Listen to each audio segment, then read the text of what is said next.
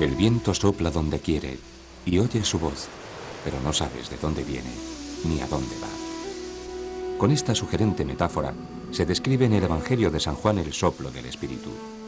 Una metáfora evangélica que nos informa además del desconocimiento y del interés que en la antigüedad suscitaron los vientos.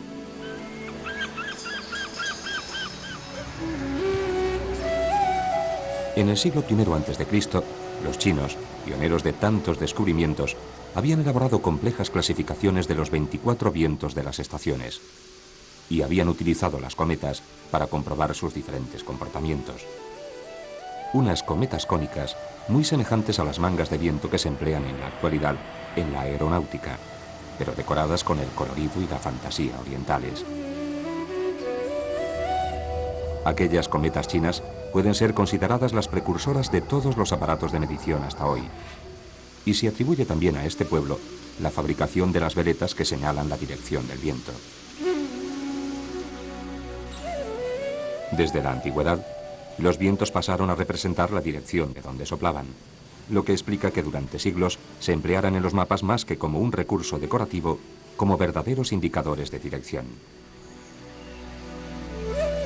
Su importancia en la navegación fue tan decisiva que el mapa donde estaban señalados los 4, 8 o 12 vientos era universalmente conocido como Rosa de los Vientos, una denominación que los marinos portugueses mantuvieron para la brújula. Sin el conocimiento de los vientos favorables por parte de Colón, la aventura americana hubiera sido imposible, y toda navegación muy azarosa.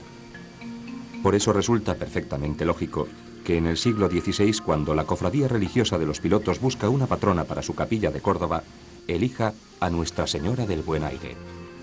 Por eso también en la lengua inglesa, los marineros recibieron el nombre de sailors, de sail, vela, hombres de la vela. Generadora de leyendas y de símbolos, inmemorial impulsora de la navegación a vela, la fuerza del viento fue también universalmente empleada para hacer girar las ruedas de los molinos, que pasaban a formar parte del paisaje de algunas regiones, como la manchega, o de algunos países, como Holanda, lo que obligó al inspirado escultor renacentista de la iglesia de Santa María de Pontevedra, Cornelis de Holanda, a dejar grabado en el interior de la puerta principal un molino, como señal de identidad, como rasgo de origen y ascendencia. El aprovechamiento de la energía eólica en España se inicia a principios de la Edad Media. Se trataba de molinos con unas estructuras muy primitivas cuyo objetivo era la molienda o bien la extracción de agua. Estos molinos que podemos ver en buena parte de La Mancha han ido evolucionando hasta llegar en nuestros días a un nuevo concepto totalmente diferente del anterior. A mediados del siglo pasado, los principios aerodinámicos ya aplicados en la navegación aérea se aplicaron a estas técnicas. Básicamente consiste en mover unas palas mediante la sustentación que se produce por el viento, por la velocidad del viento.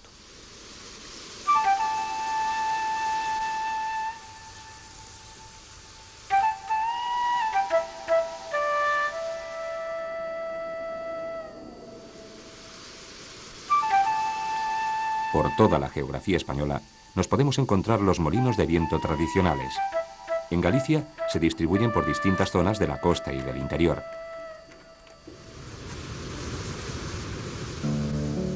En el litoral de Aguarda, Pontevedra, se localizan todavía media docena de estos ejemplares, con una tipología común que se puede estudiar en el de Camposancos. Su característica más notable es la de tener cubierta giratoria, que permite orientar las aspas según la dirección del viento. Su mecanismo interior, desde las 20 ruedas que permiten girar la cubierta hasta las muelas, todo habla de sencillez y de eficacia.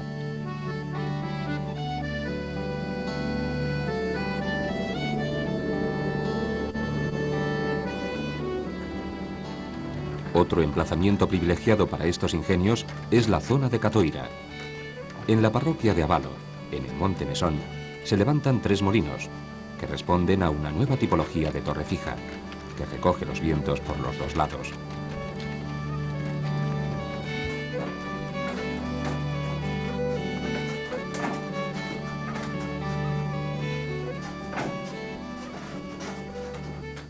En Galicia se constatan diferentes tipologías de molinos de viento. Por ejemplo, los molinos de armazón, por ejemplo, los molinos de torre giratoria y también los molinos de torre fija. Dentro de estos molinos de torre fija encontramos con dos grupos principales, que son los que tienen la cubierta giratoria, de manera que las aspas se pueden orientar según la dirección del viento, y aquellos que tienen la cubierta también fija. Este segundo grupo es un grupo totalmente desconocido e inusual en cualquier otra zona de la península ibérica e incluso de Europa, y se trata de un molino muy rudimentario. ¿De qué manera entonces se soluciona el sistema para orientar las aspas según la dirección del viento? Pues el ingenio popular lo ha solucionado de la siguiente manera, que es poner un sistema bidireccional, o sea, de aspas dobles, cuyo eje atraviesa la pared, de manera que están orientadas hacia las caras opuestas de la torre, porque hacia estas caras son los puntos donde los vientos dominan principalmente en la zona. El funcionamiento interior más o menos es muy semejante en unos y en otros. En los de cubierta giratoria quizá las piezas, los elementos son más evolucionados, podemos encontrar también dobles muelas. Sin embargo, en los fijos los elementos son mucho más rudimentarios y nunca encontramos ningún sistema doble de molduración. Por tanto, nos encontramos en estos últimos ante un ejemplo realmente curioso dentro de la tipología general de los molinos de viento.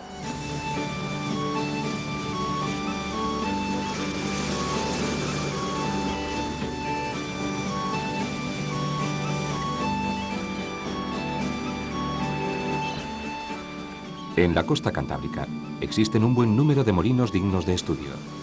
Podemos tomar como referencia el de Santa María de Mogor, en el ayuntamiento lucense de Mañón.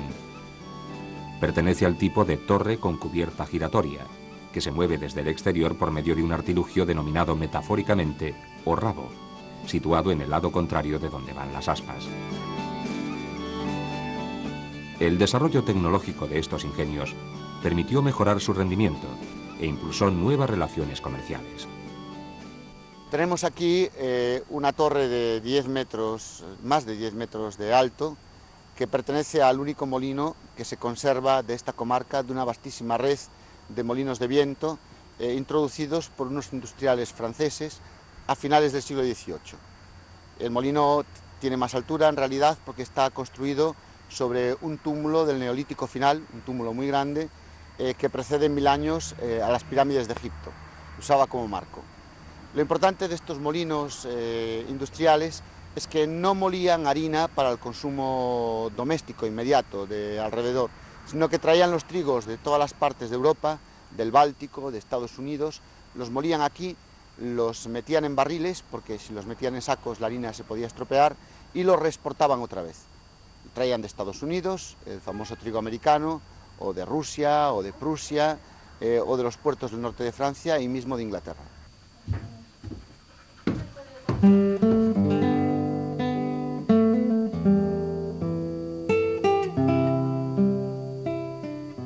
Cualquier región española podría ofrecernos un buen inventario de este tipo de molinos, aunque la estampa acuñada por Cervantes dio universalidad a los de La Mancha. Por cierto, el relato de un viajero de la época cervantina que los presenta como tecnología moderna da al desatino quijotesco, que los confunde con gigantes, una nueva dimensión de conflicto entre la tradición encarnada por el hidalgo y el progreso, representado por el molino.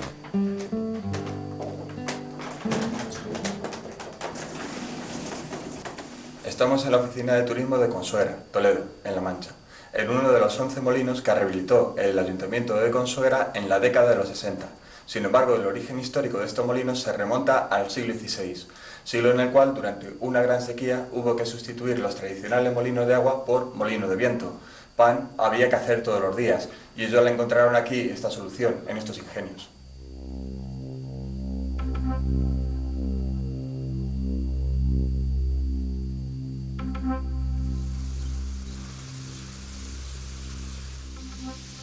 El multipala americano o molineta, que se extendió por todo el mundo desde la segunda mitad del siglo XIX y que aún hoy se sigue instalando, es el eslabón que une los molinos tradicionales con las modernas tecnologías de aprovechamiento del viento. En este sentido, Los primeros datos científicos a considerar se refieren justamente a las posibilidades del aprovechamiento de la energía eólica.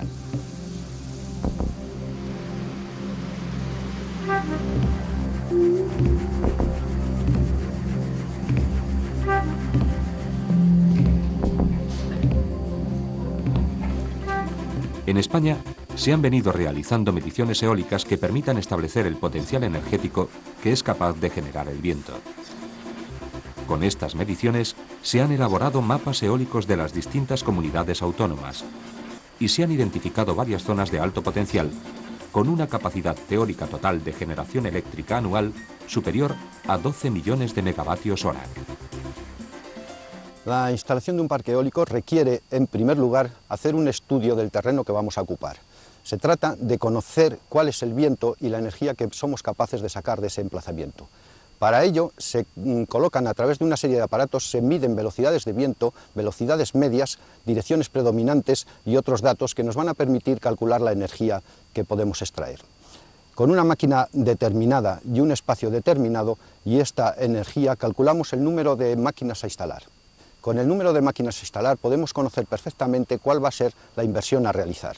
Por lo tanto, tenemos dos de los datos predominantes para llevar a cabo una inversión, es decir, los ingresos que vamos a obtener y la inversión que vamos a realizar.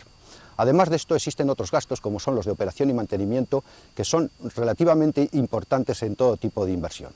Con todo ello se hace un análisis de viabilidad que tiene como objeto calcular la tasa de rentabilidad interna, el tiempo de payback, el tiempo de retorno de esa inversión y el valor actual neto. Con estos tres datos será posible llevar a cabo una instalación eólica.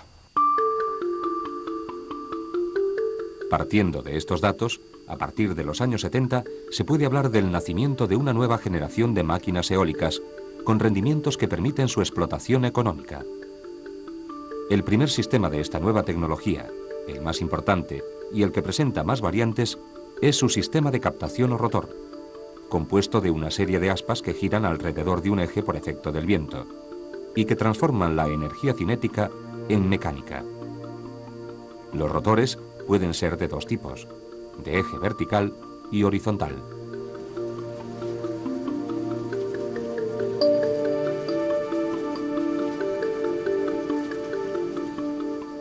De eje vertical es el rotor Savonius, compuesto por dos semicilindros colocados a cierta distancia uno del otro, de manera que el aire puede circular entre ellos.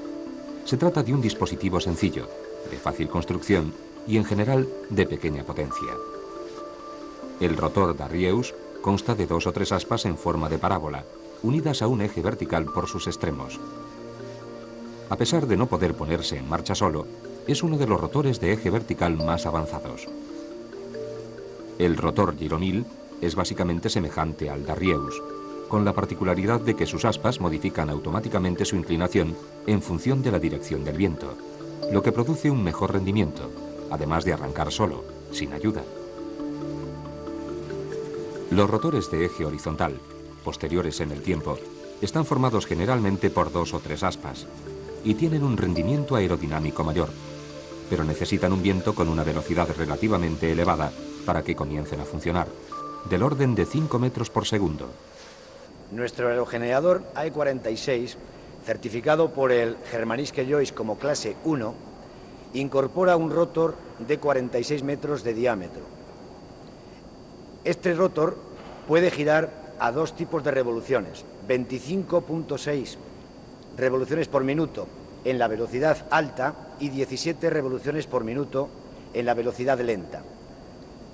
La velocidad lenta de 17 revoluciones por minuto se utiliza cuando el viento oscila entre 3 y 7 metros por segundo y la velocidad alta de 25.6 revoluciones por minuto se utiliza cuando el viento es superior a 8 metros por segundo.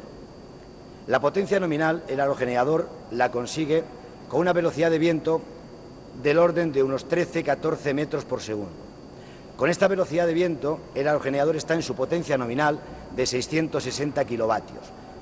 Para hacernos una idea, estos 660 kilovatios, si consideramos que en una familia la potencia instalada en una vivienda puede ser del orden de 4,4 kilovatios, significaría que el aerogenerador a plena potencia, 660 kilovatios, podía alimentar a unas 150 viviendas.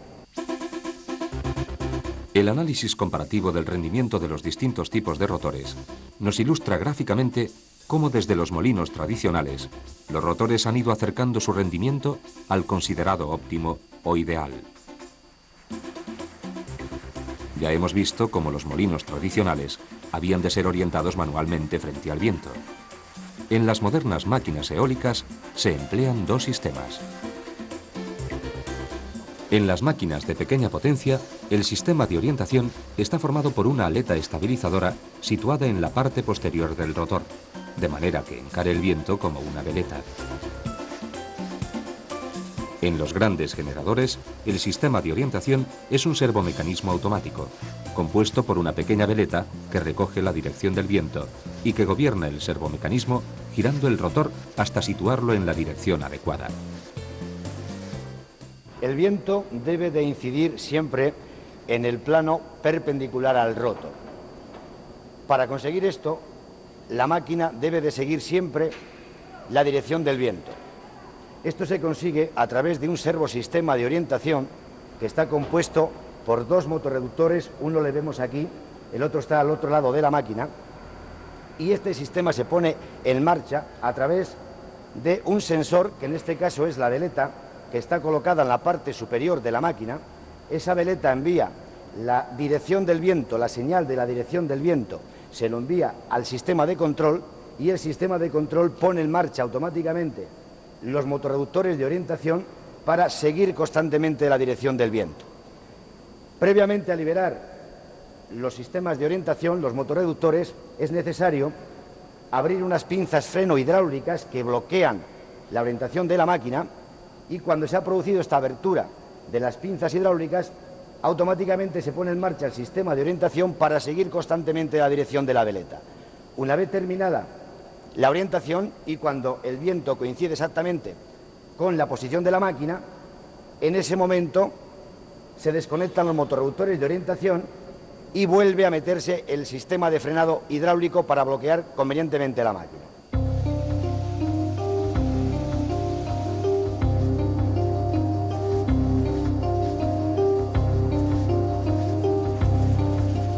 Para un mejor rendimiento, las máquinas eólicas precisan mantener más o menos constante su velocidad de rotación, corrigiendo las variaciones en la velocidad del viento y parando de rotar cuando su velocidad supere los límites de seguridad.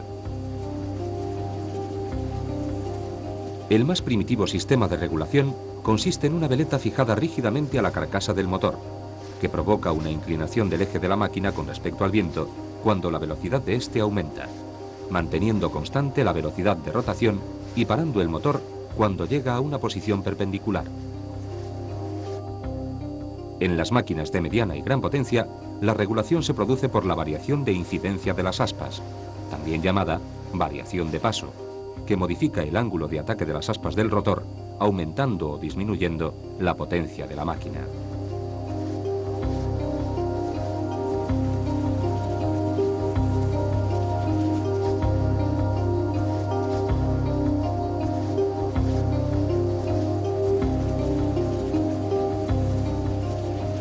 El aerogenerador incorpora varios sistemas de control desde el punto de vista de las seguridades del mismo. Debemos tener en cuenta que el rotor es un rotor de 46 metros de diámetro que gira a una velocidad de 25 vueltas por minuto y que en determinadas situaciones de la máquina debe de pararse. Para considerar este sistema de seguridades de máquina, la máquina incorpora diferentes sensores que cuentan las vueltas en el eje principal, en el generador. Estos sensores introducen al sistema de control todos los datos de temperaturas del multiplicador, de temperaturas del generador, de la central hidráulica, en fin, un conjunto de sensores que envían sus señales al sistema de control, y este sistema de control, a través del programa que tiene introducido, responde ante estas señales dando unos parámetros a la máquina que van a actuar sobre los sistemas de seguridad de la misma. En este sentido, en determinados momentos se producen alarmas de operación normal o bien alarmas de emergencia que deben de actuar sobre los sistemas de seguridad para parar la máquina. El sistema de seguridad fundamental para parar la máquina consiste en abrir los aerofrenos del rotor para conseguir bajar las revoluciones del rotor hasta unos límites controlados, y a partir de ese momento actúa un segundo freno de seguridad a través de unas pinzas electromagnéticas que consiguen parar la máquina de una manera definitiva.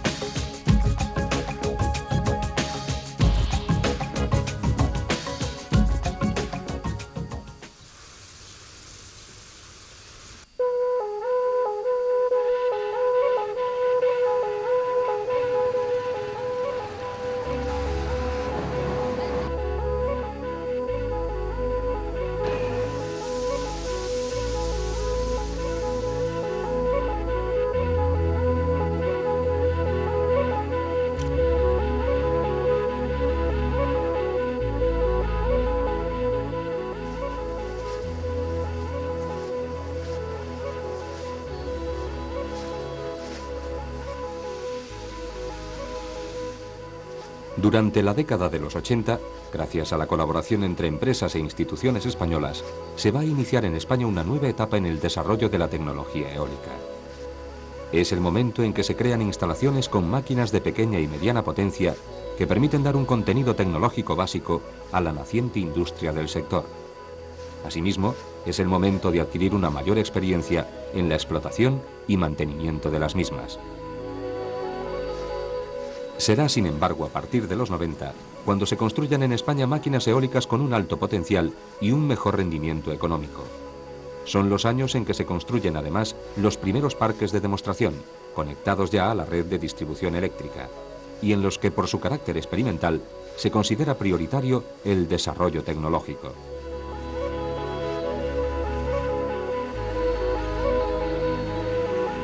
Como principales instalaciones realizadas durante este periodo, cabe destacar el Parque de Tarifa, iniciado en 1992, y en la actualidad el más grande de España.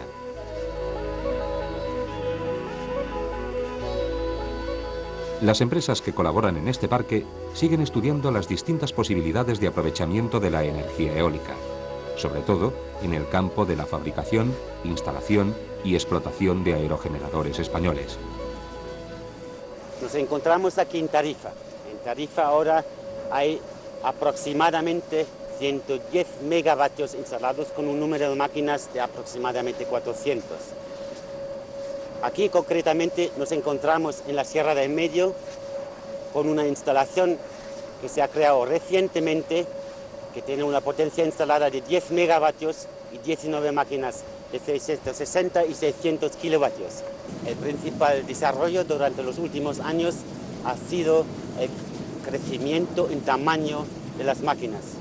Eso es la altura de la torre, el aumento del diámetro del rotor y, por consiguiente, el aumento de la potencia eléctrica. Quiere decir que con menos máquinas se produce más energía.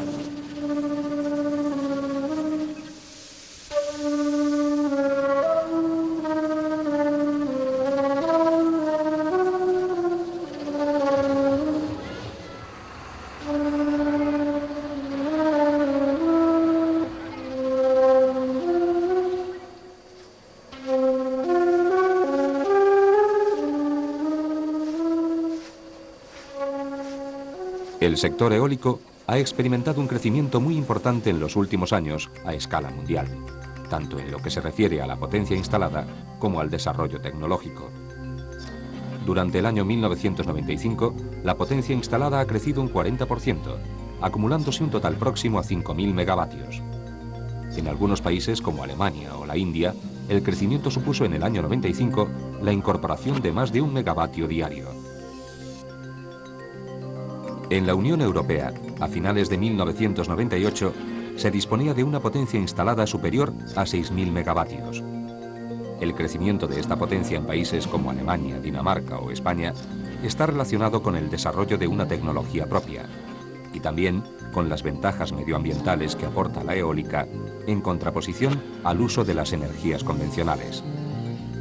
A finales del 98, España contaba con una potencia de 850 megavatios. Existen varios fabricantes con tecnología propia y otros que cuentan con transferencias tecnológicas, y se observa un creciente interés de promotores e inversores por participar en el sector. Atendiendo al estado actual de la tecnología y a las posibilidades reales de inversión y de implantación de instalaciones eólicas, sería posible instalar alrededor de 2.800 megavatios, a los que correspondería una producción de 5.600 gigavatios año. Hoy hemos hablado del viento como recurso de la naturaleza susceptible de ser aprovechado para producir energía. Básicamente la energía eólica es energía para producción de electricidad y en definitiva creo que un dato muy significativo es que en España desde el año 95 hasta nuestros días cada año hemos duplicado la potencia eléctrica instalada para aprovechamientos eólicos. Es una tendencia que esperamos que se vaya consolidando y que nos permitan llegar al 2010 prácticamente con 9.000 megavatios de origen eólico. La apuesta es importante, no solamente desde el punto de vista energético, es también una apuesta tecnológica significativa. Son varias las empresas españolas que en este momento tienen tecnología propia y son también muchas las empresas que están apostando por la investigación en este área y la posibilidad de hacer máquinas cada vez mejores que permitan cada vez un aprovechamiento más intensivo del viento como fuente energética. En este momento somos el segundo país de Europa en producción eléctrica eólica, justo después de Alemania, y es una tendencia que se consolidará y que aun cuando muchas veces se habla de la energía eólica como una solución muy parcial, porque cuando hablamos de un parque eólico estamos diciendo que funcionan pues entre 2.500 y 3.000 horas al año frente a las 8.000 horas que puede funcionar una producción energética convencional, creo que es una apuesta de base importante y por la que debemos luchar.